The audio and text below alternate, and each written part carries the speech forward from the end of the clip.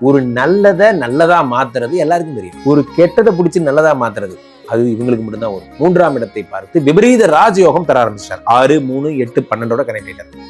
சனி கொடுத்தால் எவர் தடுப்பார். மத்த யோகம்லாம் தூக்கி ஓர வச்சிடலாம். ஒரு யோகம் போது கடன்கள் ஒழியும் வருடமாக இந்த வருடம். புதிய பணிகள் கிடைக்க போகிறது. டீம் லீடர் ஆயிட்டேன். இப்ப என்ன பண்றதுன்னு எனக்கே தெரியல. மீது 2 lakhs இருக்கு. அப்போ ஆஸ் பர் குருமங்கள யோகம், குருச்சந்திர யோகம், விபரீத ராஜ யோகம் எல்லாமே சேர்ந்து பணம் நிறைய வரும். உலகெங்கும் இருக்கும் ரெட்ரோ ஆன்மீகம் நேயர்களுக்கு வணக்கம். நான் உங்கள் பிருந்தா சங்கர். இன்று நம்மோடு சிறப்பு விருந்தினராக இணைந்திருப்பது ஜோதிட உலகின் சூப்பர் ஸ்டார் பிரம்மஸ்ரீ ராம்ஜி பரமஹம்சர் அவர்கள். வணக்கம் சார். வணக்கம். வணக்கம். சுவாமிஜி, தமிழ் புத்தாண்டு பலன்கள்லாம் போயிட்டு இருக்கு. இன்னைக்கு நம்ம எதை பத்தி பேசுறோம்? இன்று நாம் ஒரு வித்தியாசமான ஒரு சூப்பரான டாபிக் பேசுறோம். அதுல என்ன அப்படின்னா, இதுவரை யாரும் இது சொல்லாத ஒரு தகவல். அது எப்படி அப்படின்னா, நண்பர்களே, நான் சொல்ற 5 பாயிண்ட் மைண்ட்ல வச்சுக்கோங்க. இந்த வருடம் குரு பகவான் கடகத்துல உச்சம் பெறுகிறார். That we know well. இது கடகம் என்பது சந்திரனுடைய வீடு. இங்கே அவர் உச்சம் பெறுவது குரு சந்திர யோகம் என்று அறியப்படுகிறது. ஓகே, உச்சம் பெற்ற இந்த குரு ஃபர்ஸ்ட் யாரை பார்க்கிறாருன்னா விருச்சிகத்தை பார்க்கிறார். அது மங்களன் என்று அழைக்கப்படுகின்ற செவ்வாயினுடைய வீடு. இது குரு மங்கள யோகம் என்று அறியப்படுகிறது. சூப்பர். இதுல சூப்பரான விஷயமே என்னன்னா, இந்த குரு சனியை பார்க்கிறார். இந்த சனி யாருன்னு பார்த்தீங்கன்னா, உங்களுக்கு நிறைய பேருக்கு 7.5 சனி, அர்த்தாஷ்டம சனி இதெல்லாம் இருக்கு இல்லையா? அதை குரு பார்க்கும் பொழுது சனியினுடைய தோஷம் விலகி விடுகிறது. ஏற்கனவே அவர் குரு வீட்டில் தான் இருக்கார். அதனால பாதி தோஷம் போச்சு. குரு பார்த்து மீதி தோஷமும் போச்சு. அதனால சனி இனிமேல் கெட்டவர் கிடையாது, நல்லவர். இது நிறைய பேர் பதிவு பண்ணல. நான் இதை பதிவு பண்ணணும்னு நினைக்கிறேன். அடுத்ததாக சூப்பரான விஷயமே என்னன்னா, இந்த ராகு மகரத்துக்கு வரப்போகிறார் டிசம்பர் 6.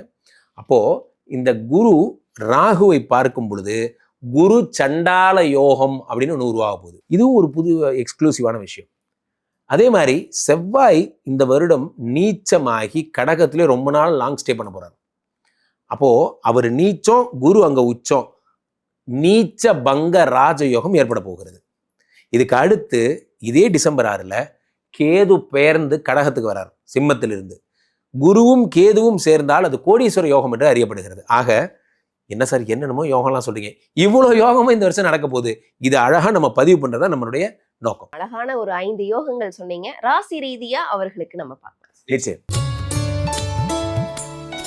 சுவாமிஜி, துலாம் ராசிக்காரர்களுக்கு இந்த 5 யோகங்களால் கிடைக்கக்கூடிய அற்புத பலன்கள்லாம் என்னென்ன? துலாம் ராசிக்காரர்களை பொறுத்த வரைக்குமே எப்பயுமே ஒரு நல்லதா மாத்துறது எல்லாருக்கும் தெரியும். That every one know. ஒரு கெட்டதை பிடிச்சி நல்லதா மாத்துறது அது இவங்களுக்கு மட்டும்தான் வரும். அது பார்த்தீங்கன்னா, கொம்பினில் நான் கொஞ்சம் கரப்பேன், அதுதான் சாதனை, அந்த மாதிரி பாட்டெலாம் வரும்ல. அந்த மாதிரி கெட்டதை பிடிச்சி சனியை பிடிச்சி நல்லது வாங்குற ஒரே ஆள் இவங்க தான். 6ஆம் இடத்திலே சனி பகவான் இருக்கிறார். இருந்த சனி 6ல் இருந்து 3ஆம் இடத்தை 8 பார்த்து 12 பார்த்து ராசியை பார்த்து 3ஆம் இடத்தை பார்த்து விபரீத ராஜயோகம் தர ஆரம்பிச்சிட்டார். 6, 3, 8, 12 கனெக்ட் ஆயிட்டார் சனி பகவான். சனி பகவானே பலன் தர ஆரம்பிச்சிட்டார்னா அவர் தான் யோகாதிபதி துலாம் ராசிக்கு. சனி கொடுத்தால் எவர் தடுப்பார். மற்ற யோகம்லாம் தூக்கி ஓர வச்சிடலாம். ஒரு யோகம் போதும். பாயிண்ட் நம்பர் 1, நான் சொல்ற டேட்லாம் மைண்ட்ல வச்சுக்கோங்க. 2 கூடிய 2, 7 கூடிய செவ்வாய் பகவான் மேஷத்தில் ஆட்சி வருகிறார். மேஷத்தில் ஆட்சி பெறும்போது என்ன ஆகும்? மனைவியோட இருக்கிற சண்டை, இதெல்லாம் இந்த பிரச்சனைகள்லாம் சரியாகும். நிறைய பேர் கல்யாணம் ஆகும், சில பேர் ஃபாரின் போவீங்க. அடுத்ததாக இந்த சுக்கிர பகவான் ஆட்சி பெறுகிறார். குரு ஆட்சி இன்னும் எவ்ரிபடி எல்லாம் ஆட்சி பெறுறாங்க வரிசையா. அடுத்து புத பகவான் மிதுனத்தில் ஆட்சி பெறுகிறார். எப்போ? இதெல்லாம் எல்லா வருஷமும் தான் சார் நடக்குது. இப்போ இதுக்கு துலா ராசிக்கு இதுக்கு என்ன சம்பந்தம்? அங்கதான் இருக்கு சம்பந்தமே. காரணம் என்னவென்றால், சனி 12 பார்த்துட்டு இருக்கார், விரயத்தை பார்த்துட்டு இருக்கார், விபரீத ராஜயோகத்தோட 6ல் இருக்கும் சனி. அப்ப என்ன நடக்கும்னா, கடன்கள் ஒழியும் வருடமாக இந்த வருடம் இருக்கும். புதிய பணிகள் கிடைக்க போகிறது. சரி, நான் 1 lakh சேலரி வச்சிருந்தேன், அதுல 75,000 கமிட்மெண்ட் வச்சு 25,000 குடும்பம் நடத்திட்டு இருந்தேன். இப்போ எனக்கு என்ன ஆயிடுச்சுன்னா, சம்பளத்தை திடீர்னு 3 lakhs ஆக்கிட்டாங்க, டீம் லீடர் ஆயிட்டேன். இப்ப என்ன பண்றதுன்னு எனக்கே தெரியல, மீது 2 lakhs இருக்கு அப்படிங்கிற மாதிரி திடீர்னு கம்ஃபர்ட் ஜோனுக்கு கொண்டு போயிடுவார் சனி. சனியின் தனிச்சிறப்பே என்னன்னா, உங்களை கம்ஃபர்ட்டா வச்சிருப்பார். அதுதான் பெரிய சிறப்பு. அதுதான் இந்த ஆட்சி காட்டுகிறது. 2வது விஷயம் என்னன்னா, இது வரைக்கும் நல்லா தான் போயிட்டு இருந்ததுல, சனி உங்களுக்கு நிறைய விஷயங்கள் நல்லது பண்றாரு. சூப்பரா இருக்கு, எல்லாமே நல்லா இருக்கு. இதுல பாதகாதிபதி சூரியன் யார்? உங்களுக்கு கெடுதலை மட்டுமே செய்பவன். ஏப்ரல் 14ஆம் தேதியில் இருந்து மே 14 வரைக்கும், அதாவது வைகாசி, சித்திரை டு வைகாசி, அவர் உச்சம் பெறுகிறார். இந்த பீரியட்ல என்ன நடக்கும்னா, அரசியல்வாதிகள்லாம் ஜாக்கிரதையா இருக்கணும். தலைமை பொறுப்புல இருக்கவங்க எல்லாம் ரொம்ப ஜாக்கிரதையா இருக்கணும்.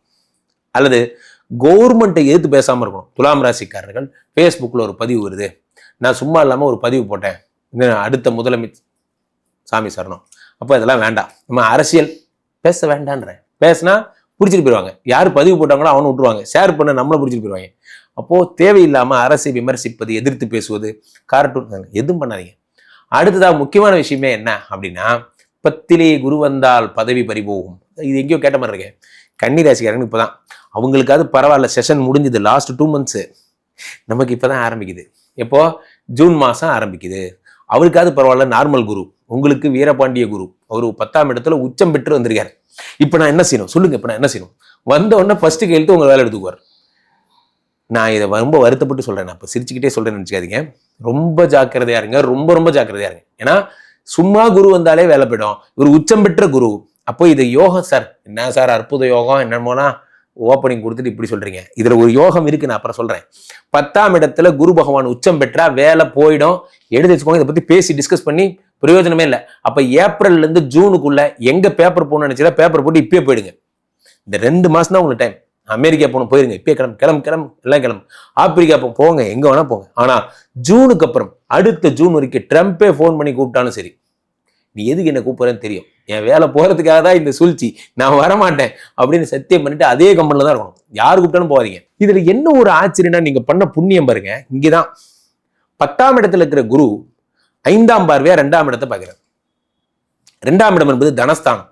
அப்போ ஆஸ் பர் குருமங்கள யோகம், குருச்சந்திர யோகம், விபரீத ராஜ யோகம் எல்லாமே சேர்ந்து பணம் நிறைய வரும். திடீர்னு பார்த்தீங்கன்னா அப்பாவோட பிசினஸ் நல்லா ஆயிடும்.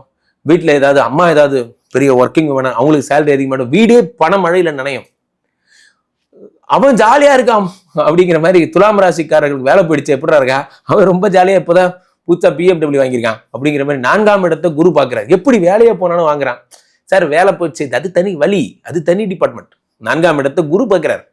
அப்போ 6ஆம் இடத்தை குரு பார்க்கிறார். அப்போ என்ன ஆகும்னா, இந்த ஒரு வருஷமும் வேலை போச்சுன்னு தான் பேரு. ஆனா இந்த ஒரு வருஷம் தான் நிறைய பணம் வரும், நல்லா இருப்பீங்க, பிசினஸ்லாம் நல்லா வரும், ஹாப்பியா இருப்பீங்க. ஸோ துலாம் ராசிக்காரர்களுக்கு ஜாக்கிரதையா இருந்தாலும் இருங்க, இல்லாட்டியும் ஒன்றும் இல்லை. அப்போ இந்த வேலை உங்களுக்கு வேலை வேணும்னு நினைச்சீங்கன்னா இருங்க இந்த ஒரு வருஷம். ஆனால் அடுத்த வருஷம் 2027க்கு அப்புறம் பிரமாதமா இருப்பீங்க. இந்த வருடம் வேலை போயிடும், ஜாக்கிரதை. துலாம் ராசிக்காரர்களுடைய இல்லற வாழ்க்கை அப்படின்றது எப்படி இருக்கும்? 7ஆம் இடத்துக்குரிய செவ்வாய் பகவான் நீச்ச பங்க ராஜயோகம் அடைகிறார். இந்த புரட்டாசி வரைக்கும் தான் டைம். இந்த புரட்டாசிக்கு அப்புறம் பார்த்தீங்கன்னா குரு பகவானும் செவ்வாய் பகவானுமா சேர்ந்து காதல் பிரச்சனைகள் அல்லது திருமணமாகி டைவர்ஸ் பேப்பரை கீழ்ச்சி போட்டு ஃபர்ஸ்ட் வந்து வாழ ஆரம்பிங்க. அந்த அளவுக்கு உங்களுடைய காதல் நெருக்கத்தை உண்டு பண்ணுவார், நல்லா இருப்பீங்க. இவர்களுடைய யோகத்தை அதிகரிக்க செய்ய இந்த மாதிரியான பரிகாரங்களை மேற்கொண்டால் சிறப்பா இருக்கும். இவர்களுக்கு பரிகாரம்னு பார்த்தீங்கன்னா குரு தான் வேலையை பிடுங்க போறாரு. அப்போ குரு பகவான் பாஸை முதல்ல திட்டாதீங்க, பாஸை கிண்டல் பண்ணி பேசாதீங்க, அல்லது பேசுறது அவருக்கு அதில் விழுவாம பார்த்தீங்க. ஸோ அப்போது ரொம்ப ஜாக்கிரதையா இருங்க. ஃபோன் ரெக்கார்ட் பண்ணுறது இந்த மாதிரி சேட்டையெல்லாம் உங்களுக்கு நடக்கும். யாரையும் நம்பி பேசாதீங்க. அதுதான் நீங்கள் வழிபட வேண்டிய முதல் விஷயம், குரு தான். அப்போது குரு தட்சிணாமூர்த்தியை வழிபடுங்கள். சென்னையில் இருக்கிறவங்க பாடியில் இருக்கக்கூடிய சிவன் கோயிலுக்கு சென்று வழிபடுங்க.